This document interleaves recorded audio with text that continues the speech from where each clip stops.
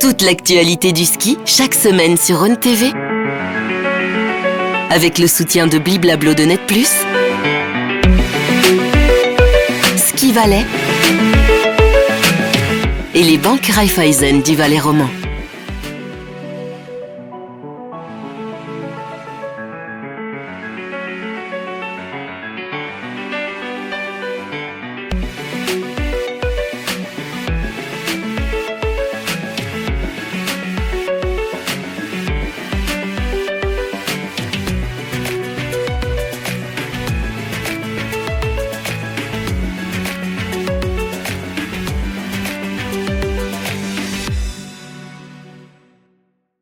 Bonsoir à toutes et à tous, on est ravis de vous retrouver pour cette 18e émission déjà de l'après-ski.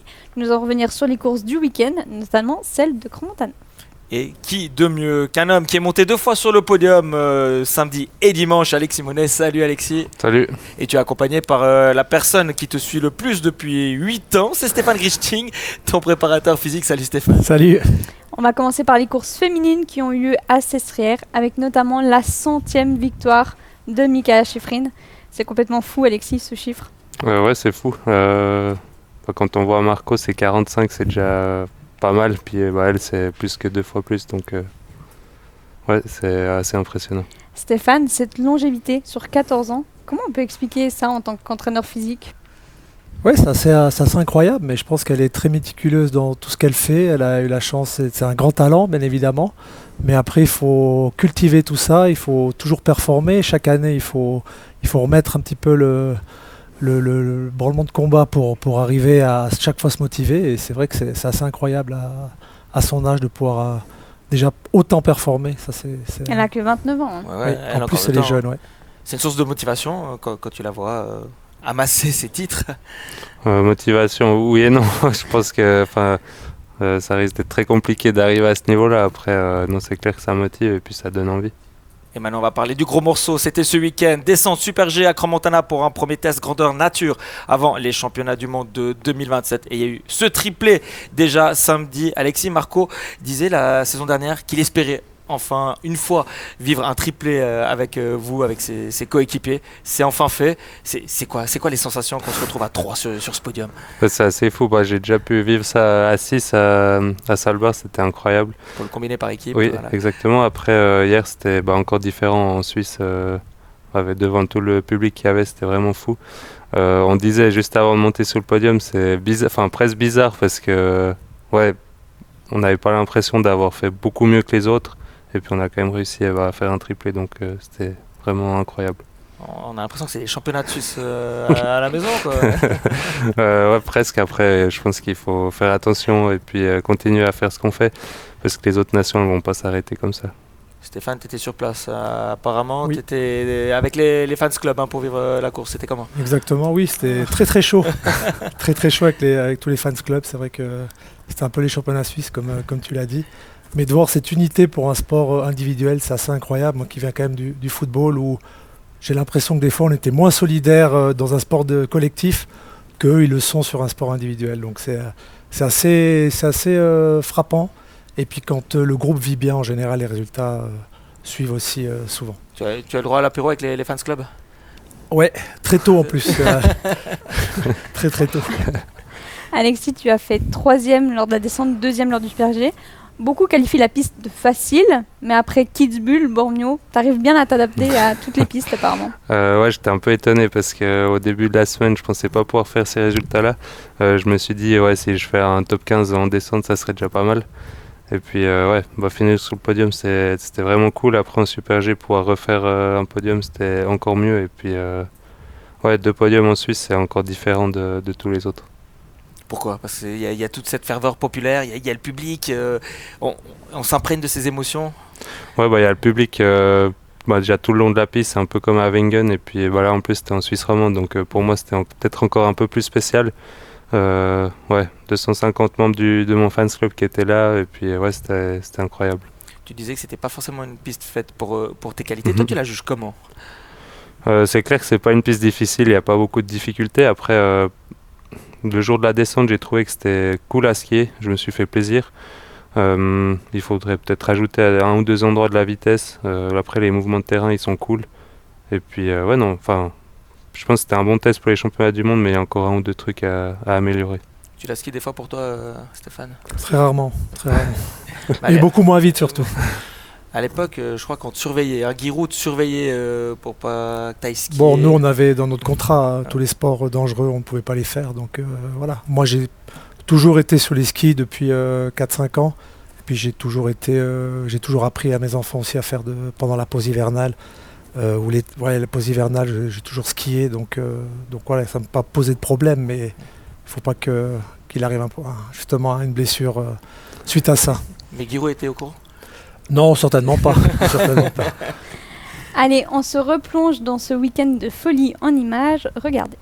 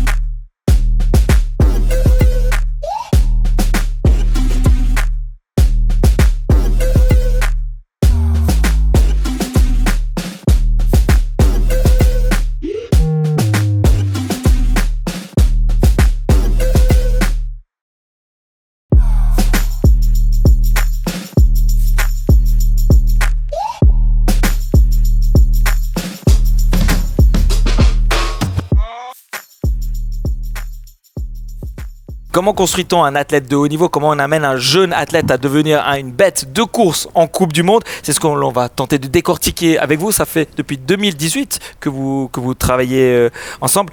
Alexis, qu'est-ce qui t'a motivé de t'entourer d'un préparateur physique alors que tu étais tout juste majeur? Tu avais 18 ans à l'époque. À vrai dire, c'est plutôt mes parents au début qui ont fait ce choix-là. Moi, au début, j'avais beaucoup de peine à m'entraîner, que ce soit à la maison. Après, j'étais à Brigue, donc ça allait un peu mieux quand j'étais en groupe. Mais ouais, c'est pas ce qui me motive le plus, c'est pas le plus fun pour moi. Moi, j'adore skier, et puis voilà. Donc, quand j'étais plus jeune, j'étais pas le plus gros travailleur, mais je pense que j'ai réussi à bien changer ça. Si tes parents t'ont dit maintenant, tu vas aller bosser en salle. Ouais, et puis c'était surtout pour avoir un bon accompagnement. Quelque chose qui soit fait pour moi, et pas que j'aie des blessures, que ça soit de dos ou bien d'autres, un programme peut-être pas bien fait ou pas adapté à mon corps. Stéphane, tu te rappelles du jeune Alexis quand tu l'as récupéré à l'époque? Il était comment? Oui, bien sûr, je me rappelle la première fois on avait rencontré avec Patrick son papa et lui à Sierre quand on avait le locaux là-bas. Mais oui, c'est clair que pour nous c'est un honneur de pouvoir travailler au long terme avec un athlète. Parce qu'on peut vraiment développer et puis continuer cette progression, aller vraiment sur l'âge physiologique. On l'a eu à la sortie de la puberté avec les problèmes qui arrivent chez tous les sportifs de haut niveau. Donc on a pu vraiment régler ça, adapter chaque fois. Et bien évidemment que c'est un honneur de pouvoir travailler avec un athlète. Bien évidemment que là on est encore plus content parce que le travail paye pour lui. Mais après, le travail il est le même avec tous les jeunes qu'on doit évaluer, qu'on doit suivre leur carrière dans n'importe quel sport. Tu parles de problèmes typiquement. Comment bon, alors il y a beaucoup de blessures qui arrivent aussi. Alors aussi au niveau des travails de la charge, on ne travaille pas la même chose avec un skieur qu'avec un footballeur ou avec quelqu'un qui fait de la natation. Donc aussi les charges, on doit vraiment les adapter, on doit les protéger. Donc travailler en amont pour justement accepter d'avoir des charges de 200-250 kg sur le dos. Ça, c'est la réalité du ski actuellement. Donc, on doit travailler juste pour justement amener ces athlètes-là à pouvoir descendre Kitzbühel avec la plus de sécurité possible. Et ça, c'est un grand passage qui est fait en salle avant.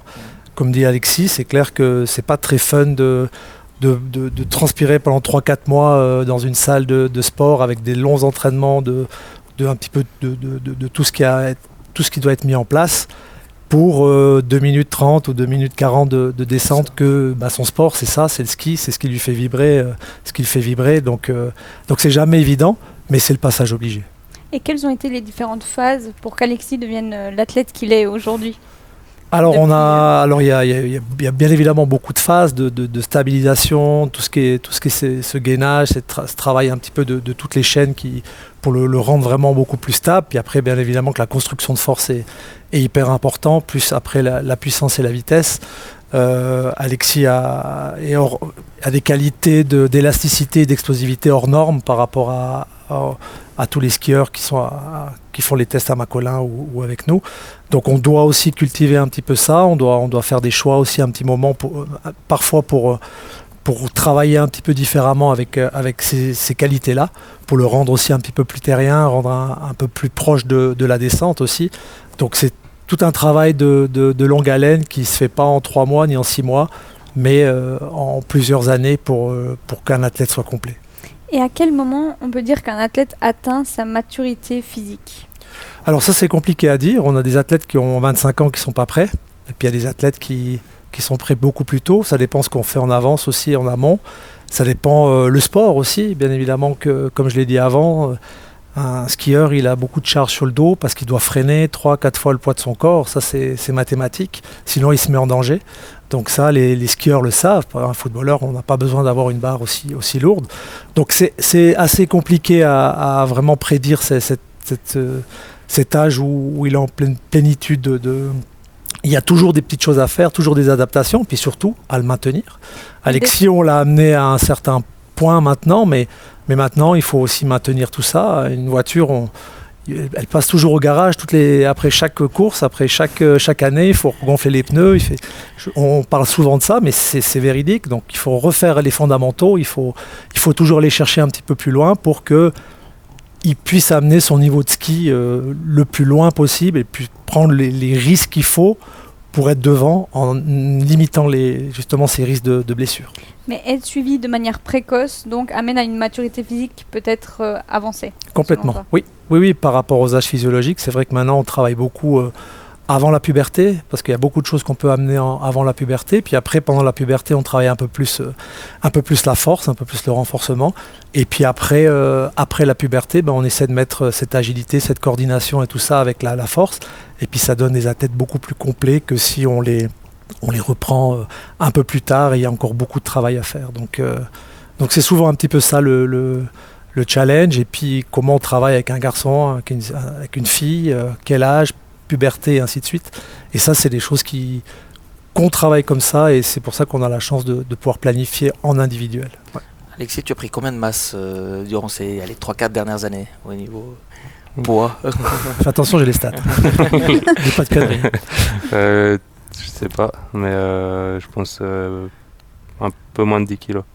Ah, c'est tout? Ouais. C'est tout. Ah, je pensais qu'on prenait quand même s'entraînant. Ça dépend, depuis que j'ai commencé, les premiers tests, je crois que je faisais 72, puis là je suis à 91, 92. Donc, ouais. Ça, c'est la seule photo de toi qu'on a trouvée où tu es en train de faire de la condition physique. D'ailleurs, c'est donc sur le compte Instagram de Elitement où tu travailles, Stéphane. Sur ton compte, il n'y a aucune trace de toi en train de faire de la condition physique. C'est vraiment quelque chose que tu aimes pas. Non, ça va, j'aime bien encore maintenant. C'est un moyen de transpirer. Les programmes, ils sont aussi cool. J'aime bien. Alors ça va, Stéphane. Ouais. Non. Et puis, non, c'est pas le truc que je préfère, ça c'est clair. Je vais pas le cacher, mais je prends quand même du plaisir. Après, le moment où c'est le plus dur pour moi, c'est quand je recommence à skier l'été et qu'il faut revenir dans les salles 1-2 semaines et après retourner skier. Il faut être un peu tyrannique pour être entraîneur physique, Stéphane. Pas du tout, non. Je crois que ça a fini un petit peu la mode des entraîneurs où plus c'est dur, mieux c'est. Voilà, maintenant, je crois que il y a eu des erreurs qui ont été faites à certaines époques. Maintenant, on est beaucoup plus dans le calcul de la charge, du volume et tout ça. Et puis, ce qui est important aussi, c'est pas de faire une préparation une année, picobello, voilà. C'est de durer aussi dans cette préparation. Et je pense qu'avec Alexis, on essaie d'avoir une continuité, de lui proposer des choses qui sont aussi ludiques. Bien évidemment, quand il passe en salle puis qu'il doit faire 3 semaines de force, il sait que pendant 3 semaines, il va être très fatigué, mais c'est le passage obligé. Mais il faut trouver un petit peu, garder ces athlètes toujours un petit peu sous tension, en étant aussi assez ludique et puis en trouvant toujours des petites choses challenging qui le permettent de rester toujours un petit peu dans ce jeu-là. Alexis, lors des entraînements, qui c'est qui souffle le plus? C'est toi ou c'est Stéphane qui te regarde Ça dépend lesquels entraînements, mais des fois je pense que c'est lui qui souffle le plus. Stéphane, tu es un ancien footballeur professionnel, hein, tu as joué à Sion, à Auxerre en équipe nationale. Il me semble que tu disais que tu n'aurais jamais pu faire une préparation physique de skieur, que c'est totalement différent. Totalement différent, oui, bien sûr. Alors déjà, c'est un sport individuel, donc ça change déjà beaucoup la donne. Et puis nous, on avait quand même une grosse partie de physique, de conditions physiques, mais très peu de musculation, de prophylaxie, de gainage, c'est aussi un petit peu basique. Et c'est sûr que ça, quand je vois un petit peu ce que j'ai fait moi à l'époque et ce qu'on propose maintenant chez Elitment ou d'autres préparateurs physiques, c'est vrai que c'est un peu le jour et la nuit. Mais d'un autre côté, j'aurais bien voulu me mettre dans la peau d'un athlète de haut niveau, parce que nous, on a fait vraiment beaucoup de choses, des fois un peu limites. Et puis là, maintenant, quand on arrive vraiment à contrôler les charges, à avoir un vrai fil rouge et une vraie philosophie, ça change quand même la donne. Et c'est sûr que l'athlète peut progresser, mais aussi mentalement, c'est pas non plus comme certaines fois où j'ai des préparations que j'ai fait avec certains préparateurs physiques italiens où quand on voyait le préparateur physique, on avait envie de le tuer, quoi, tout simplement. Puis je pèse mes mots, parce qu'on savait qu'on allait courir, on allait vomir, on allait... Voilà. Et on n'en est plus là, heureusement. Ouais, maintenant, tout est calculé. Alexis, quel est le profil type d'un descendeur? Il faut être grand, gros, baraque. Est-ce qu'on est plus sur du type de Dominique Paris, qui est un modèle? Bon, il est grand, Dominique, mais est-ce qu'il existe vraiment un profil type, selon toi? Moi, je pense pas. On voit, il y a des Dominique Paris qui font plus de 100 kg, des Fragno qui sont aux alentours, moi qui suis vers 90 et puis Marco qui est juste en dessous. Ouais, je pense que tout le monde peut avec son corps faire du mieux qu'il peut et gagner des courses. Après, il faut réussir à trouver la bonne manière de faire pour soi, et puis c'est le plus important. Albert Popov aussi pourrait faire de la descente. Peut-être c'est un peu plus difficile. Avec Wengen, ça sera un peu plus délicat. Il continuera à faire de ça. Et est-ce que vous travaillez différents aspects qui sont moins visibles? On a parlé de la force, mais peut-être la prévention de blessures ou la proprioception? Oui, ça on fait une grande phase en début de saison, donc en général au mois de mai, où là on reprend un peu les fondamentaux, on essaie vraiment de renforcer, de stabiliser, d'aligner, de rendre le corps prêt à souffrir, entre guillemets. Et puis ça, on fait toujours des petits checks, on réévalue, on fait des petits tests pour voir un peu où il en est. Maintenant, avec plus de 7 ans, on a beaucoup de data j'ai beaucoup de data sur Alexis, donc je sais exactement quand est-ce qu'il est en forme, quand est-ce qu'on peut charger un peu plus, un peu moins. Donc c'est toujours un petit peu le passage obligé. Puis après, il y a toujours des retours où soit des entraîneurs, soit d'Alexis aussi, où on doit prendre en compte. Et puis on essaie de travailler des petits aspects un petit peu plus pointus. Comme cette année, on a quand même passablement travaillé le fait qu'il devait un peu plus encaisser d'être plus fort dans l'encaissement des chocs, des bosses et ainsi de suite. Et puis apparemment, je pense que ça porte quand même un petit peu ses fruits. L'année dernière, on avait beaucoup travaillé les chaînes latérales. On a beaucoup travaillé l'aspect latéral. Donc ça, c'est des choses aussi je pense qu'il est plus à l'aise là-dedans. Et puis c'est perpétuellement des petits détails. C'est une Formule 1, donc on n'est pas en train de faire 10 tours de manivelle. On est en train de régler au niveau préparation physique. Puis après, bien évidemment, il y a le matériel, il y a la technique, les capacités de l'athlète à être fin, de trouver son ski. Vous utilisez aussi une salle d'hypoxie, donc une salle où vous pouvez vous entraîner à 3000 mètres. Explique-nous les bienfaits que ça a. Ou alors c'est compliqué, il faudrait presque faire une émission complète là-dessus. Mais en 10 mots. En 10 mots, non. Alors oui, Alexis a fait ça pendant un petit bloc cet été avant de partir à Saas-Fee, sauf erreur. Oui, alors l'objectif, c'est justement de retrouver un environnement où il y a manque d'oxygène pour que la capillarisation se fasse un petit peu mieux au niveau des cellules, pour que le jour où il est dans des phases plus basses, il puisse mieux récupérer et qu'il arrive vraiment, c'est vraiment c'est du dopage naturel en fait. Et oui, c'est du dopage naturel pour essayer d'adapter le corps à des stress un petit peu en altitude. Et puis ça facilite aussi le fait que en début d'année, en début de saison, quand il va, ça se fait ou à Zermatt, qu'il ait déjà cette adaptation qui est créée par rapport à ça. C'est un entraînement que tu apprécies ? Oui, non, ça va encore.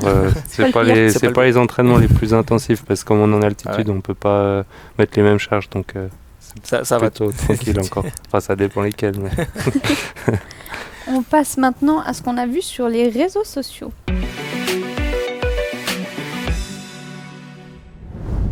Voici Tsapi, la nouvelle mascotte de Crans-Montana 2027. C'est le petit Adam de Fuy qui l'a dessiné et qui a remporté le concours. Alexis, qu'est-ce que tu penses de cette mascotte ?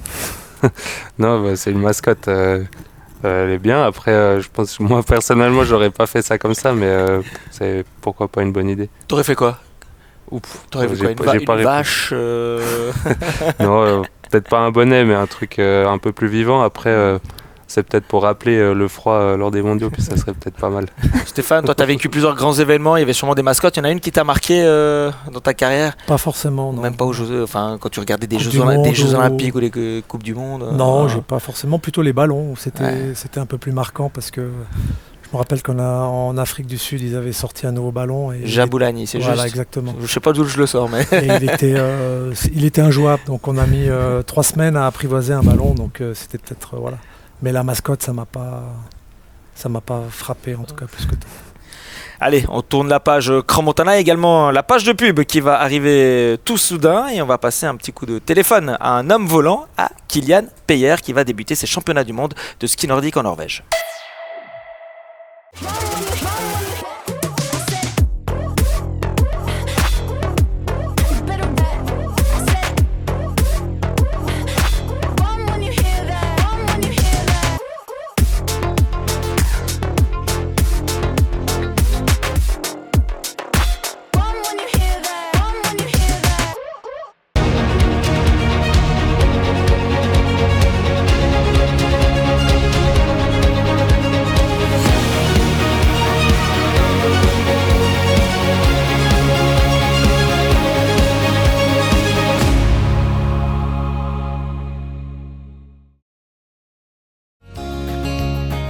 Vivez local, banquet local.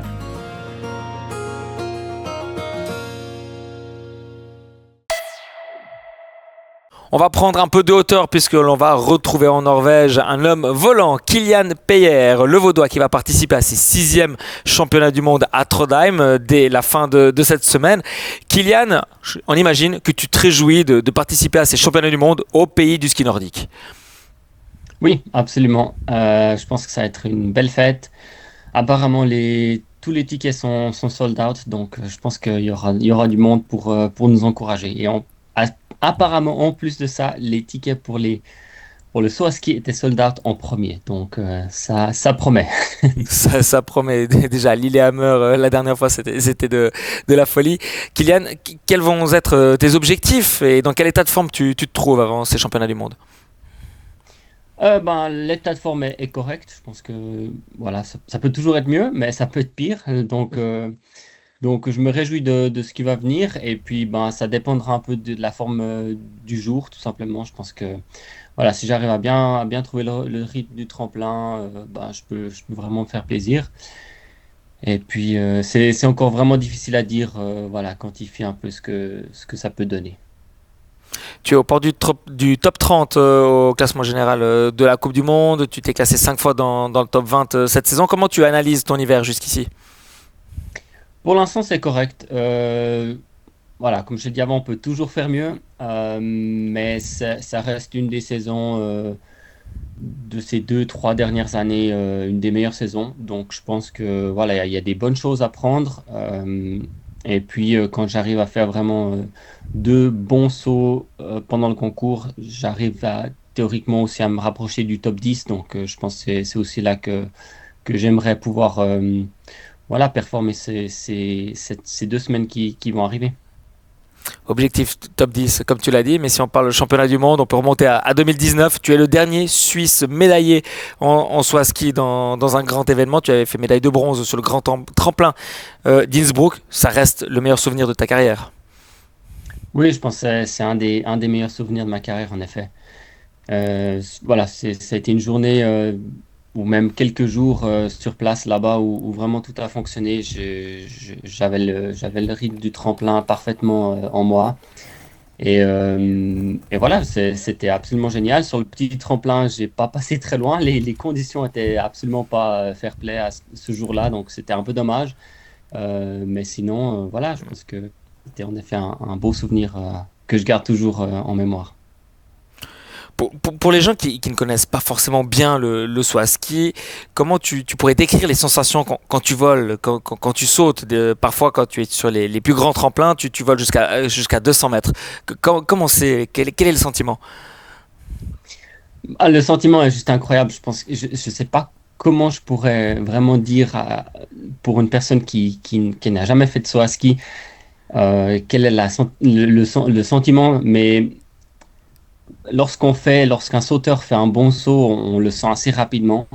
Et on sent en fait que dès la sortie du tremplin, donc des moments où on saute, où on est vraiment en l'air, on sent que les skis et le corps, ils travaillent ensemble. Et c'est à ce moment-là qu'en fait, on arrive à garder la vitesse et qu'on arrive à juste planer avec les skis. Et en fait, en l'air, c'est un moment où on commence à accélérer en l'air. On sent qu'on accélère en l'air, on est de plus en plus rapide. Et c'est là que les distances, les longs sauts se créent et les moments magiques arrivent. Les gens, ils doivent penser que vous êtes fou quand même de vous élancer comme ça, tête en avant sur de tels tremplins. Ouais, alors on entend souvent qu'on est un peu fou. Après, finalement, on commence sur des tout petits tremplins. On commence vraiment sur des tremplins de 5-10 mètres.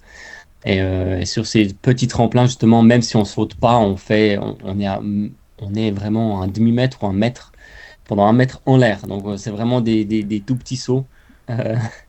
Et puis ensuite, plus on progresse, plus on va sur des grands sauts, des grands tremplins et les sauts deviennent de plus en plus longs.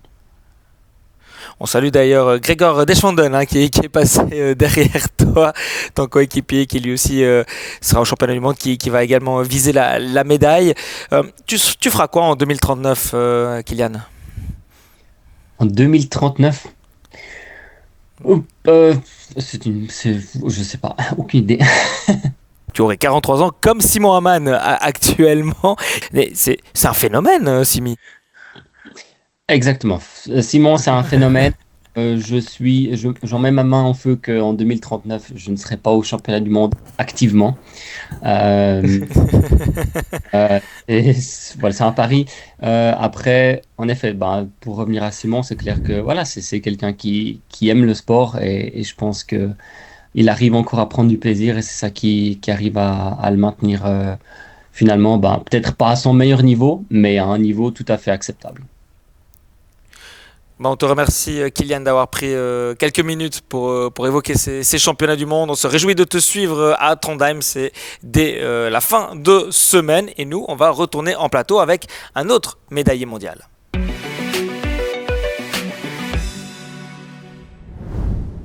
Alexis, maintenant, on va parler un petit peu de toi. 4 podiums cette saison, dont les premiers sur la prestigieuse Stelvio avec une victoire, à la Streif, 2 médailles aux mondiaux. En combiné par équipe et en descente, on peut dire que c'est une saison de rêve. Ouais, en tout cas, j'avais pas imaginé ça comme ça au début de la saison. Y a tout qui va bien et puis je profite à fond. Enfin, je prends du plaisir sur les skis et puis c'est le plus important. Et comment tu expliques ce step de l'année dernière à cette saison ? Là comme ça c'est compliqué. Non, je pense que physiquement on a bien travaillé cet été, enfin même depuis 7 ans maintenant on travaille bien, le matériel fonctionne aussi super bien, techniquement je skie peut-être un poil mieux que les années passées et puis après y a aussi la confiance et puis un peu cet état de flow qui joue un peu là-dedans. Stéphane, toi, comment tu vois cette percée d'Alexis ? Ouais, il a un petit peu d'avance sur ce qu'on avait peut-être prévu en début d'année où pour nous, le principal, c'était qu'il ne franchisse pas les steps trop vite, dans le sens où il n'était pas prêt de les faire. Là, on a mis en place au niveau physique, Puis en contrepartie aussi, il a travaillé pas mal avec ses skis qui vont super bien. Et puis comme il a dit, quand on est en confiance, quand on est sûr de son matériel, sûr de ses jambes, c'est clair que ça avance beaucoup plus vite. Donc voilà, c'est les petits détails aussi. Je pense il analyse toujours très bien ses courses, même qu'en début de saison, quand il y avait une ou deux courses qui étaient un petit peu moins bien. Voilà, les passages, peut-être l'expérience qui manque sur certaines peut-être courses, sur certains passages. Puis ça, il va encore l'apprendre au fur et à mesure. Mais il analyse toujours très bien. Donc pour nous, c'est aussi facile de comprendre et de continuer à stabiliser sur cette préparation physique. Et puis le reste, il y a aussi un groupe qui avance bien. Ouais. Alexis, quand tu as débarqué sur la Coupe du Monde il y a 3 ans, tu disais que tu te fixais 5 ans pour être dans le top 15 mondial. comme l'a dit Stéphane, hein, les temps de passage sont un peu... Tu es en avance, hein, comme sur la piste. Comment tu perçois, tu as l'impression de brûler les étapes ou pas? Non, pas du tout. Ouais, je pense qu'il y a le groupe qui aide aussi beaucoup. On est presque des jeunes. Si on regarde dans le top 30, on est les plus jeunes dans le top 30. Et puis je pense que ça aide, on s'entraide tous, on est tous là pour les uns, pour les autres. Si on a des questions, même que ce soit sur le matériel, je pense que je peux aller vers n'importe qui et puis ils vont me donner leur avis. Du coup, ouais, je pense que le groupe fait beaucoup, on s'entraide beaucoup. Les entraîneurs font aussi un super travail pour nous sur les analyses vidéo et ça. Et puis, ouais, c'est vrai que j'avais dit dans 5 ans, mais ouais, je suis un peu en avance et puis voilà, je vais pas me plaindre. Légèrement. tu parles du matériel, hein, tu skis sur les mêmes skis que Marco Odermatt, des Stöckli, et maintenant il paraît que tu skis sur le même modèle, c'est juste? Ça dépend où, on n'a pas beaucoup de modèles de ski, nous on en a 2, donc c'est pas compliqué. C'est surtout en fonction des conditions de neige. Après on a des fixations, des plaques, mais moi je reste souvent sur les mêmes trucs parce que j'ai pas trop envie de m'embêter à tester. Mais c'est bien d'avoir comme référence Marco Odermatt sur le matériel, on peut imaginer. Ouais. Oui, ça c'est clair. Après, on skie, je pense pas du tout la même chose. Donc des fois, on a le même matériel, puis ça fonctionne bien pour les deux. Puis des fois, ça fonctionne un peu moins bien pour l'un ou pour l'autre. Et puis il faut essayer de trouver les petits trucs qui font que ça va aller un peu mieux. Là, c'était bien Crans-Montana, justement. le doublé Stöckli. On parle de Coupe du Monde, mais tu as aussi été champion du monde junior. Est-ce qu'à ce moment-là, on se dit il y a quelque chose à faire ou c'est une étape pas très importante dans ta carrière? Si, quand même. Je sortais d'une période assez difficile où j'avais plus trop de plaisir sur les skis. Cette année-là, j'ai renouvelé beaucoup de plaisir. Les résultats en Coupe d'Europe, ils sont venus aussi assez vite. Moi, j'avais entendu parler des mondiaux juniors, mais je pensais pas pouvoir y aller, donc c'était un peu une surprise d'y aller. Et puis après, j'ai gagné là-bas, donc c'était cool. Je pense que ça m'a donné confiance en moi, et puis ça m'a aussi permis un peu de rêver un petit peu plus aussi. Pour ceux qui ne te connaissent pas, hein, tu viens de Châtel-Saint-Denis, dans le canton de Fribourg.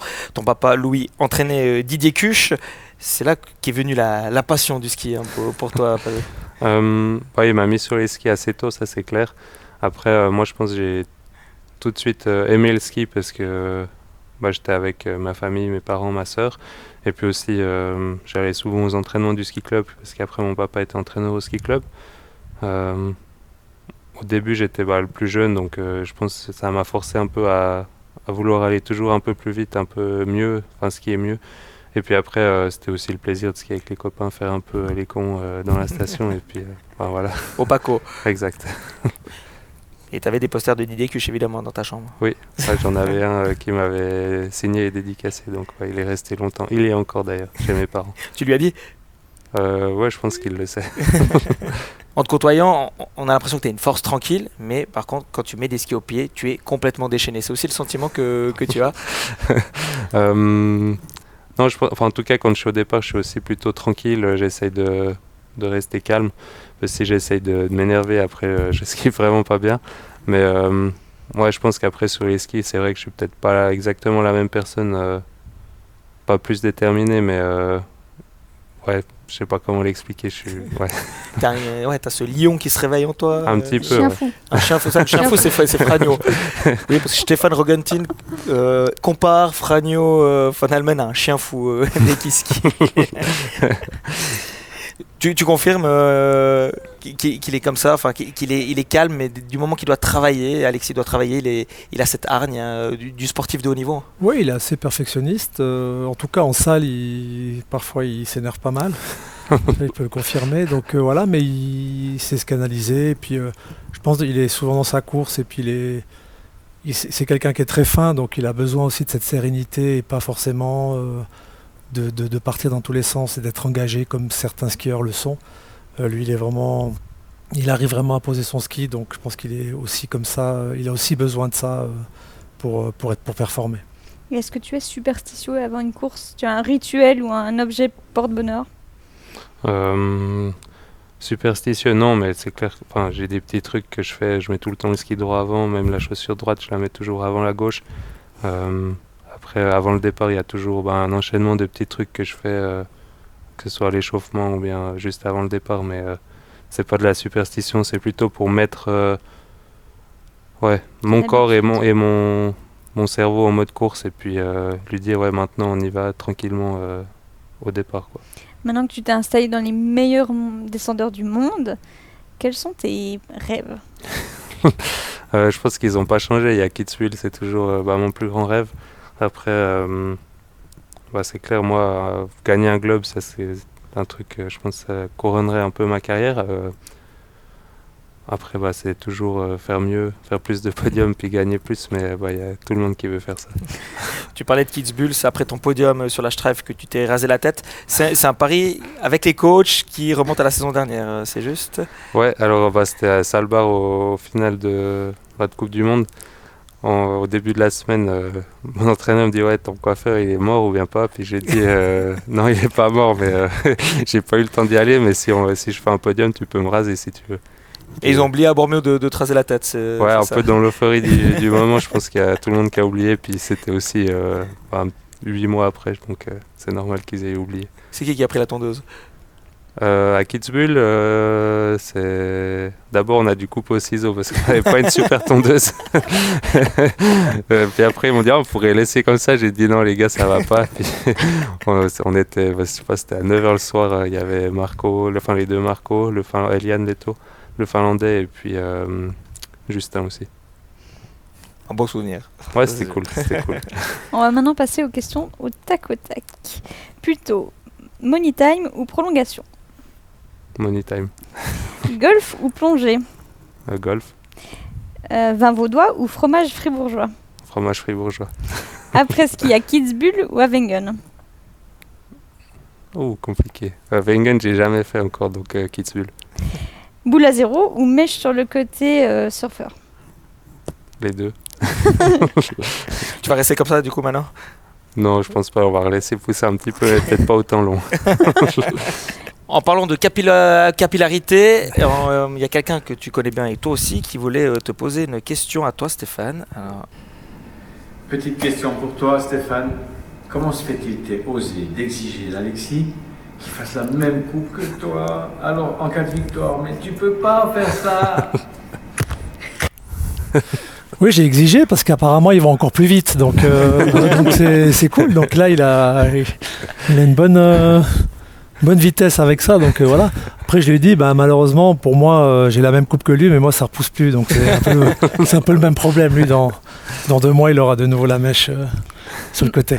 Marc parlait du fait qu'il voulait pas se couper les cheveux parce que son casque serait trop grand. Est-ce que c'était ton cas? Non, moi j'ai eu de la chance. Je pense qu'il était peut-être avant un poil trop petit du coup, mais maintenant il est parfait. Peut-être un minimum trop grand, mais ça va bien.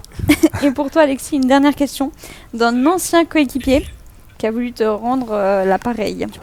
Salut Alexis, d'abord bravo pour ce week-end de folie, vraiment c'était trop beau de pouvoir vibrer pour vous sur les gradins à cran et surtout d'avoir une super excuse pour faire la fête jusqu'à tard le soir après là-bas en haut, donc bravo, continue comme ça, tu nous fais rêver, vraiment trop beau.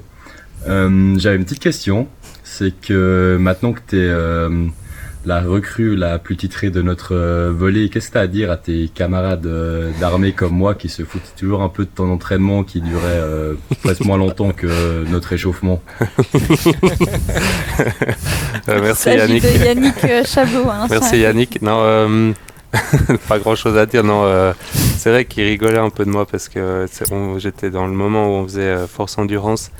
Force Endurance court, mais c'est un programme qui est très court mais intensif. Et puis c'est vrai des fois ils avaient à peine fini l'échauffement. Moi je partais, j'étais un peu content. Non, ouais, c'est une autre manière de s'entraîner que celle qu'ils avaient. Et puis je sais pas, pour moi ça fonctionne mieux, peut-être pour quelqu'un d'autre ça fonctionne moins bien. Et puis voilà.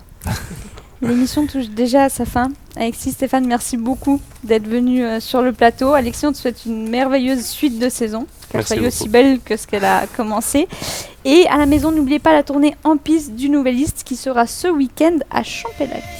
On se quitte en musique avec une chanson choisie par Alexis Headless. Je sais pas si c'est son rapport avec les cheveux. C'est une chanson que tu partages avec Fragno apparemment sur les réseaux sociaux. Merci de nous avoir suivis. On se retrouve évidemment la semaine prochaine, même endroit, même heure, avec un nouvel invité de marque. Allez, ciao, bonne soirée. Ciao, ciao.